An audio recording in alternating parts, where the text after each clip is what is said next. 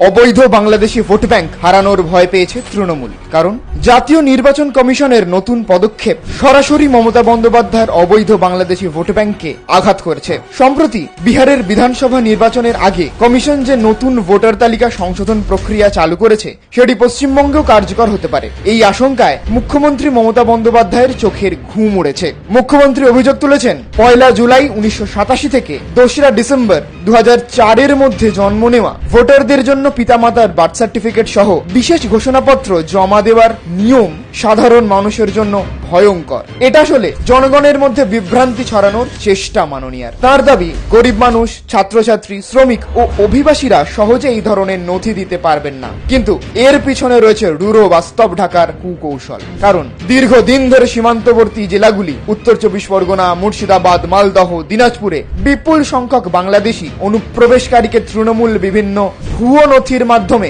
বৈধ ভোটারে পরিণত করেছে। এদের ওপর নির্ভর করেই গড়ে উঠেছে তৃণমূলের সবচেয়ে বড় ভোট ব্যাংক। নির্বাচন কমিশনের ভোটার তালিকা যাচাই অভিযান সরাসরি এই অবৈধ ভোটারদের উপর আঘাত হানবে। এটাই মমতার প্রকৃত ভয়। বাংলার বাস্তব পরিসংখ্যানই তার জ্বলন্ত প্রমাণ। 1951 থেকে 2025 সালের মধ্যে বাংলার মুসলিম জনসংখ্যা বেড়েছে 10%, অন্যদিকে অমুসলিম জনসংখ্যা কমেছে সমান হারে। এই অস্বাভাবিক পরিবর্তনে প্রমাণ করেছে এ রাজ্যে সীমাহীন অনুপ্রবেশের পরিসংখ্যান। এর সঙ্গে যুক্ত হয়েছে ভুয়ো ভোটার কার্ড, জাল আধার, রেশন কার্ড, এমনকি নকল বার্থ সার্টিফিকেট তৈরির সুবিশাল চক্র। ভোটার তালিকা যাচাই মানেই অবৈধ বাংলাদেশি অনুপ্রবেশকারীদের ভোটাধিকার শেষ। আর সেটাই মমতার প্রধান ভয়। ক্ষমতা আঁকড়ে ধরে রাখতে ভুয়ো প্রচারণা ও অবৈধ ভোট ব্যাংকের ওপর নির্ভরশীলতার কথা জেনে গেছে পশ্চিমবঙ্গের মানুষ। 26-এই খেলা ঘুরিয়ে দেবে রাজ্যবাসী।